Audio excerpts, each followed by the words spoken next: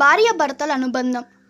ఒకరోజు క్లాసులోకి psychology lecturer వచ్చి, ఈరోజు మనం సరదాగా ఒక ఆట ఆడుకుందామని చెప్పి ఒక అమ్మాయిని పిలిచింది.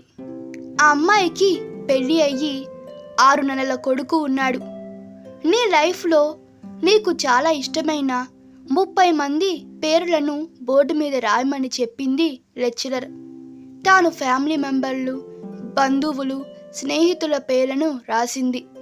వారిలో ఎక్కువ ప్రాధాన్యత ఇవ్వని 3 పేర్లను చెరపమని చెప్పింది లెక్చరర్.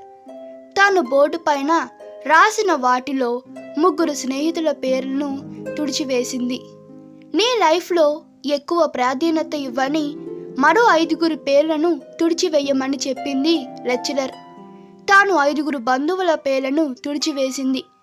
అలా చెరుపుకుంటూ పోగా చివరకు బోర్డు మీద అమ్మ, నాన్న, భర్త, కొడుకు ఈ 4 పేర్లు మిగిలాయి. క్లాస్ రూమ్ ఒక్కసారిగా సైలెంట్ అయిపోయింది. ఇది ఆట కాదని అప్పుడు అర్థమైంది అందరికీ. ఇప్పుడు మరో 2 పేర్లను చెరపమని చెప్పింది లెక్చరర్. ఇది చాలా కష్టమైన పని అని తనకు అర్థమైంది. చాలా బాధపడుతూ అమ్మ, నాన్నల పేర్లను చెరిపింది తను. మిగిలిన 2 మరొకటి చెరపమని చెప్పింది లెక్చరర్. తన కళ్ళ వెంట నీళ్లు కారసాగాయి. ఆ చేతన స్థితిలో వణుకుతూ చేతులతో తన కొడుకు పేరును చెరిపింది ఏడుస్తూ. వెళ్ళి నీ సీట్లో కూర్చోమని చెప్పింది లెక్చరర్. తర్వాత కాసేపటికి లెక్చరర్ తనను ఇలా అడిగింది, నీకు జన్మనిచ్చిన తల్లిదండ్రులు కాదని, నువ్వు జన్మనిచ్చిన నీ కొడుకును కాదని, బయట వ్యక్తి అయిన భర్తను ఎందుకు ఎన్నుకున్నావు? క్లాస్ అంతా మరోసారి నిశ్శబ్దం అలుముకుంది. తాను ఏమి చెబుతుందని ఆసక్తిగా ఎదురు చూస్తున్నారు అందరూ. తాను బాధతో నిదానంగా చెప్పడం మొదలుపెట్టింది.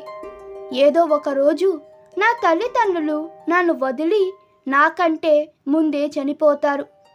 చదువు కానివ్వండి, బిజినెస్ కానివ్వండి, ఏదో ఒక రకంగా నా కొడుకు కూడా నాకు దూరం అవ్వక తప్పదు. కానీ జీవితాంతం నాకు తోడుగా ఉండేది నా భర్త మాత్రమే అని చెప్పింది.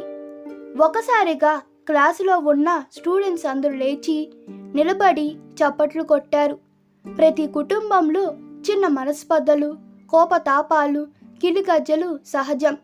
కానీ జీవితంలో ఎలాంటి పరిస్థితిలోనైనా చివరి వరకు కలిసి జీవించే భార్యాభర్తలు ప్రతి క్షణం భార్యను భర్త, భర్తను భార్య అర్థం చేసుకుంటూ సంతోషంగా జీవించడమే అసలైన భార్యాభర్తల అనుబంధం.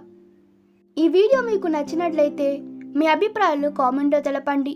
మరిన్ని వీడియోస్ కోసం మా ఛానల్ని సబ్స్క్రైబ్ చేయండి. Thank you.